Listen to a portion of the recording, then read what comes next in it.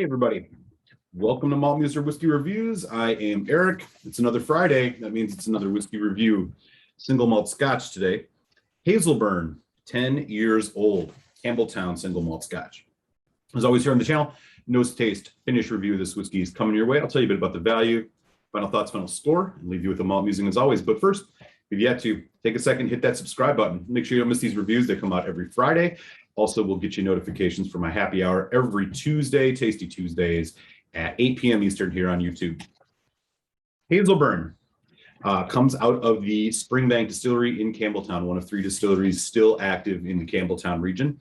As I mentioned, Springbank is the actual distillery this comes out of. And so J.A. Mitchell and Sons, the company that owns Springbank, puts out 3 different lines. There's the traditional Springbank, usually lightly peated. 2.5 times distilled. They have a heavily peated line called Long Row, and then a triple distilled line called Hazelburn. This Hazelburn in particular comes in this nice kind of simple gray box, characteristic of the Springbank presentations. Here's a look at the bottle. Again, Springbank embossed up on the top here, Springbank's shaped bottle, so that's what you're getting. This whiskey in particular, non-chill filtered, natural color, 10 years old, 46% ABV. Tells you right here on the back that they don't use any color or chill filtration. So this is a integrity bottling for sure. It does have a scan date on here. This bottle in particular is bottled on November 6th of 2019, which happens to be my birthday. So they do triple distill this, so it's more like in the Irish style. You're going to have a little bit lighter of a whiskey, so to speak. Similar also to kind of lowland scotches. Now, if you look where Springbank's located on the Mull of Tyre, aligns pretty well with the lowland area of Scotland. So that is the tale of the tape here on the Springbank, the Hazelburn 10. Let's get this in the glass. I will mention with a little research, they do about, I think, around 9,000 bottles of this per batch. I think 1 or 2 batches a year. This is ex-bourbon cask. That is the natural color we are looking at. Okay. On the nose. Rich. It's floral, a little bit of floral, a lot of vanilla and fruit, yellow apples, even hints of orange and apricot.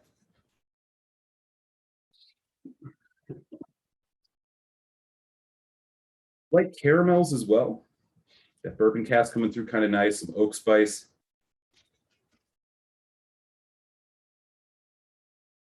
All right, really nice. It's creamy, sweet, and inviting here on the nose.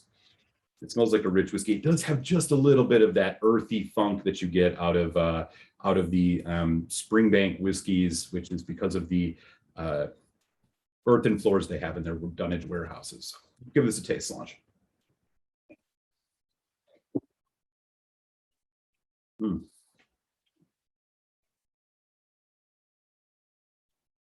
Rich, creamy, very concentrated sweetness, kind of barley sugar, cereal grain notes. You get a nice wave of vanilla with these, again, kind of yellow fruits, even some pear, a little bit of citrus, creamy kind of light toffee, maybe even like a light brown sugar. Slight hints of berry in the background, and then you get a nice, decent oak spice hit, a little bit cinnamony, a little bit of pepper. And it goes into a medium long finish again, sweet, concentrated, creamy, fruity. Delicious. Really good stuff. Let us sip here quick.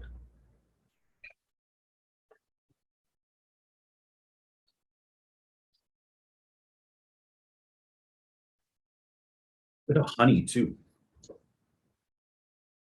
Again, you just get this, it tastes like an older whiskey. It tastes that funkiness, it's kind of there.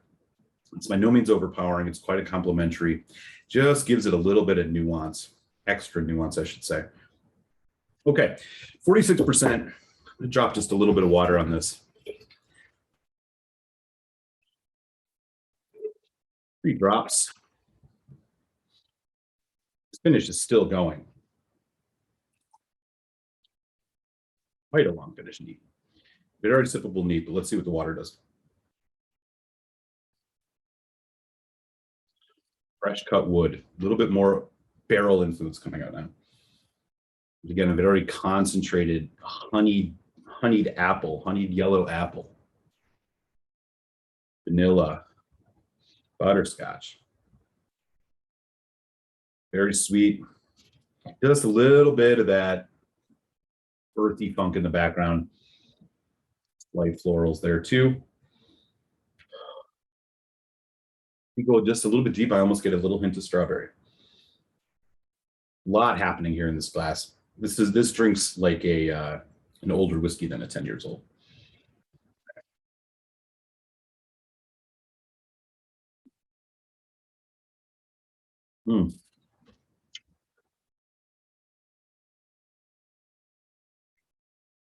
Great balance.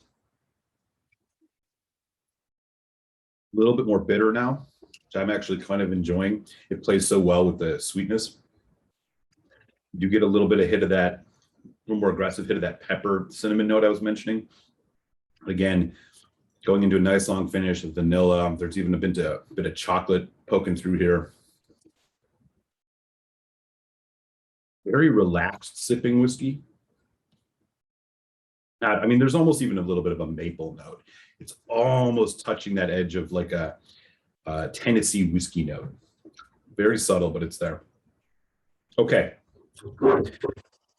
Bottle of the Hazelburn 10, value-wise. This is not an exclusive release. This is part of their core range. However, not always the easiest thing to find is they do not put out a ton of bottles of this every year. Here in the United States in 2021, September 2021, a bottle of this is running you anywhere from $70 to $80. So right around in line with the regular Springbank 10 years old. So it's comes at a pretty hefty price for even with the quality of this for a 10-year-old whiskey. So I'm going to put the value mark here at just below medium. I think the price on this is tough. So let's talk about final thoughts here about this whiskey. First, the positives.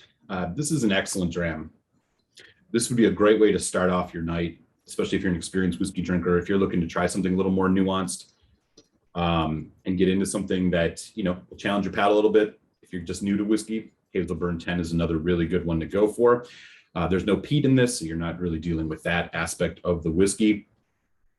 The richness, the softness of the notes here, this is just excellently crafted. It almost reminds me of like a Highland Park 12 of yesteryear, sans the peat, of course.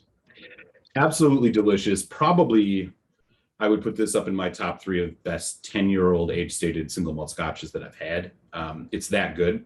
The only thing about this whiskey that really, really hurts it is really the price. There are just so many whiskeys that you can get that are either older or maybe even a little bit more well-crafted. Well, I shouldn't say well-crafted, but nuanced to your palate. Right around that $80 range. So the price is really tough on this. Hopefully,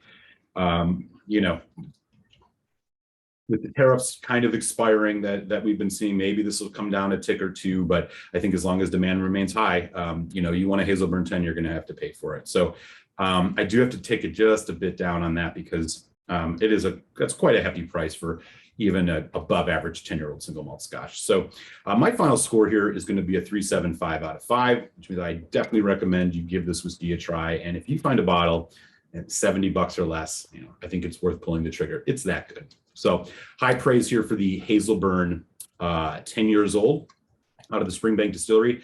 Keep an eye out for this one. Great stuff. Okay, so I'm going to enjoy the rest of this dram, and with that, kick you on over to your malt musing, and then I will see you all next time here on Malt Muser Whiskey Reviews. So much.